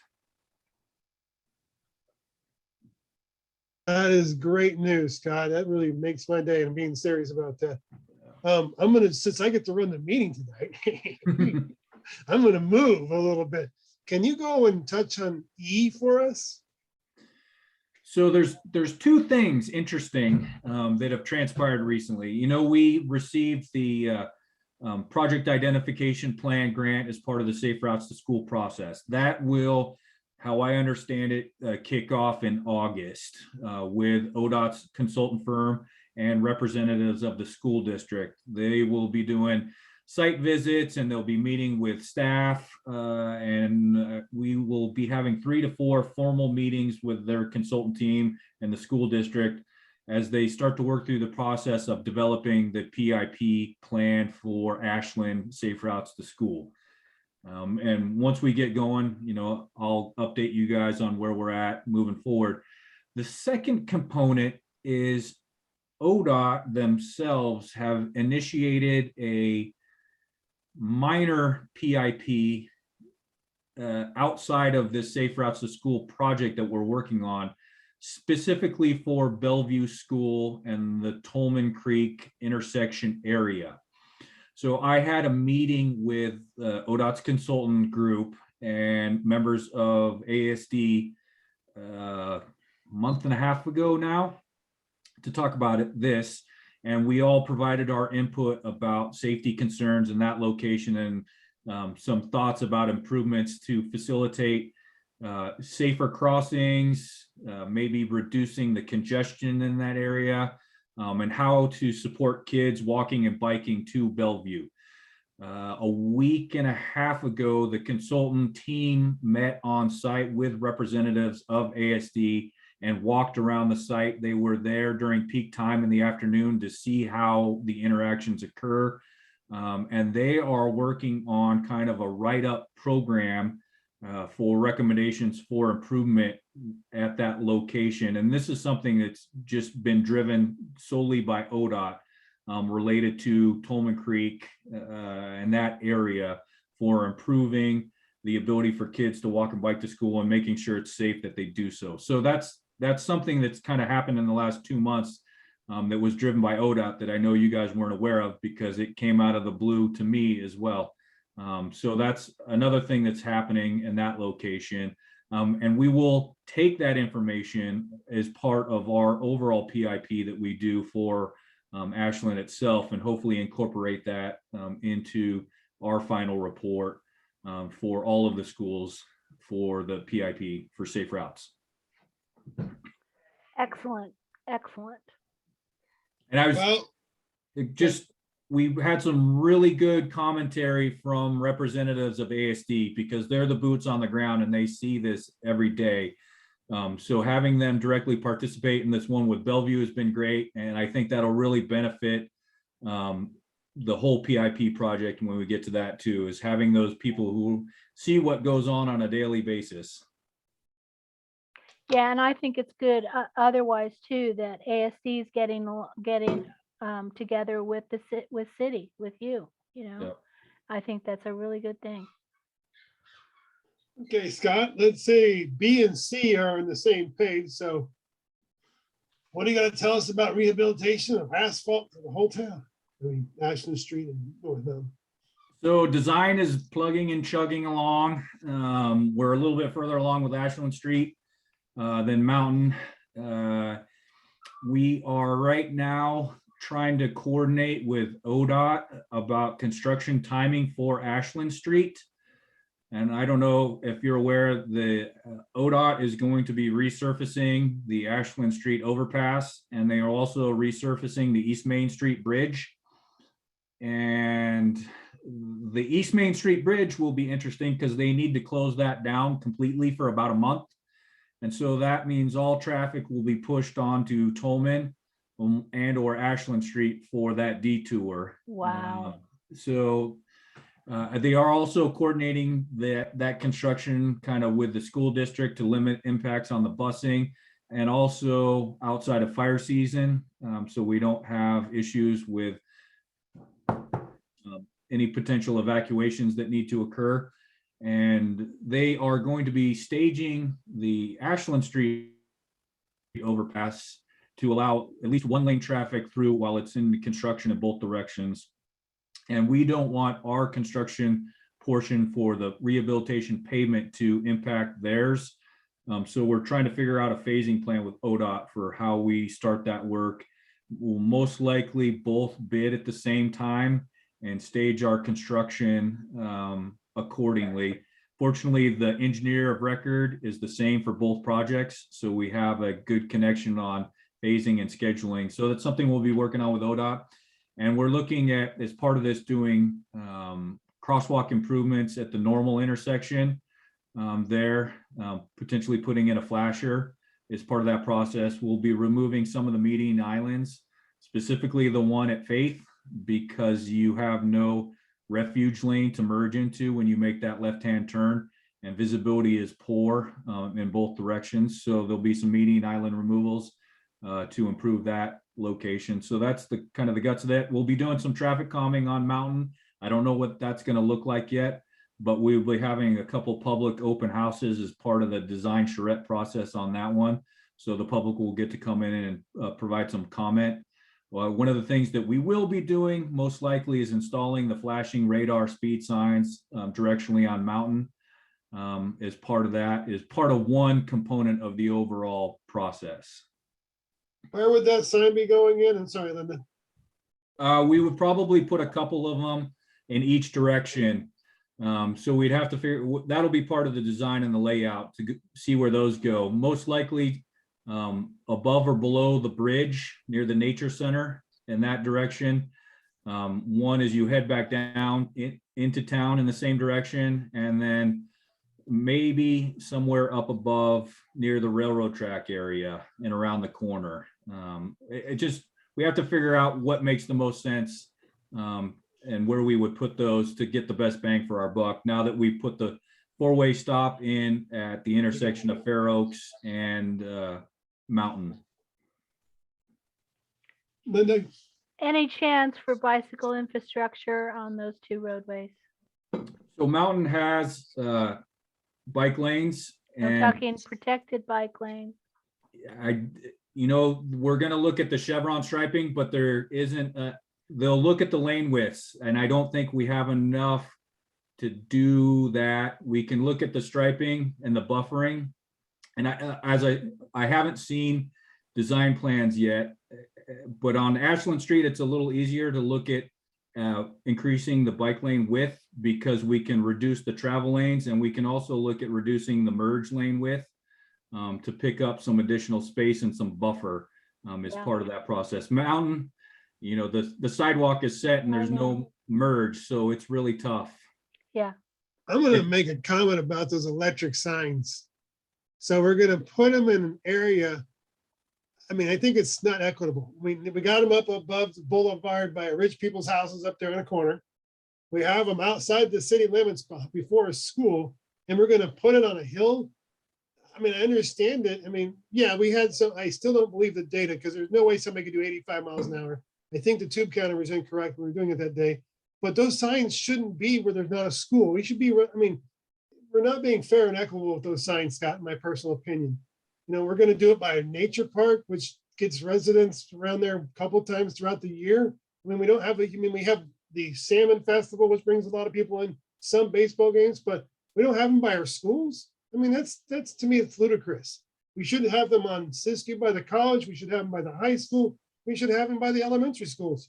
I mean, we tried for safe routes to schools for Hellman School, and we're not going to do any schools. We're going to do a street by a bunch of very wealthy people's homes. I mean, let's be realistic. From the bottom of where Hersey hits all the way to the freeway, that is very expensive homes. There's no apartments. I mean, Mountain Meadows, you might have something you can sit there. We can have semantics about apartments, but that's very wealthy area. And to me, it doesn't seem we're very, very equitable to people where there's children are at.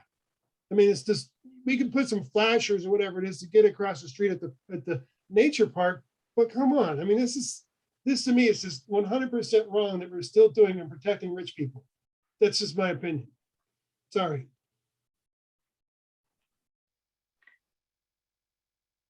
Is there a criterion by which the city has been placing them? I mean, is there like traffic statistics that we're using to place them strategically, or?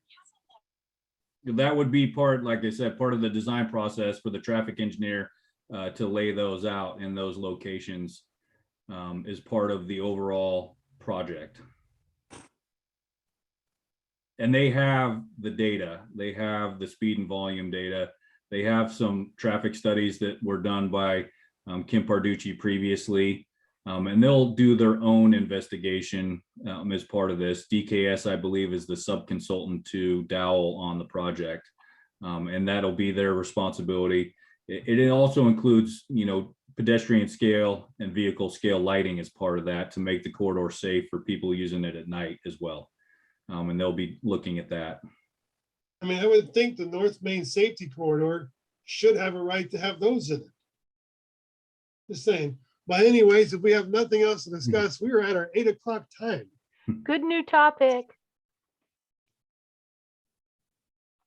So if anybody has anything else to say, we will adjourn the meeting for June 16th, 2022. I have a question for the RVTD. Are they still there? Yeah, Ed Needham's still there. There's a new pad poured at Glendale and Siskiyou, and it looks like it might be wide enough for a bus shelter. Is that the plan? And if it is, are they going to do it anytime soon before winter? Hey, this is Adam Gomez with RBG. Can you guys hear me all right? Yep. Yeah. I don't know the exact plan for that that space. I can find out with her bus stops manager, but I don't know off the top of my head. They moved the bus stop down and made the concrete sidewalk and all. A bench would even be nice. Don't put a shelter. Okay. Yeah, I can follow up with you on that. Okay. Great. Good to hear your voice, Adam. Mhm. Yeah, thanks for the invite. And would the Scott? non-appointed chair want to finish the meeting off? Bye. Thanks, everybody. Take care. Do Thanks, amazing everybody. things. Come to council and tell them you want to keep being a transportation commission. Will do.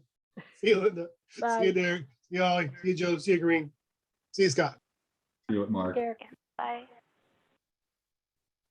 Scott? Thanks, Scott. Oh, Yeah, Corinne, did you have something? Yeah, when is a good time to call you and talk? I have a couple of questions. One about the roundabouts, how one is going to be able to walk along Faith if the Okay. roundabouts are there. I know the ones in San Francisco are super hard to cross, but they're big, they're huge. So I just kind of wondering how that I'd like you to describe it sometime. Yep. And the other one is the work that they're doing down by me, the ODOT. It's still not possible to get across Siskiyou. We need some help. We need some crosswalks. The guide dog trainer was here for 10 days, and she she was just, it's not safe to cross. Cars are going too fast, and they don't stop.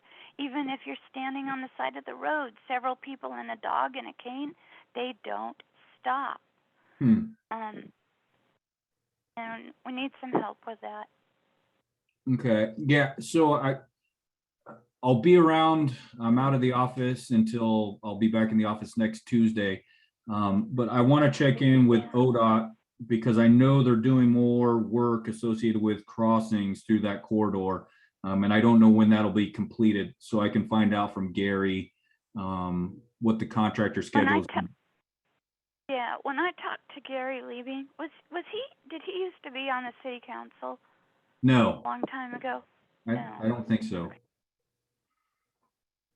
Anyway, I guess it was right when he first took over, he didn't really know what was going on about crosswalks and stuff, and he got kind of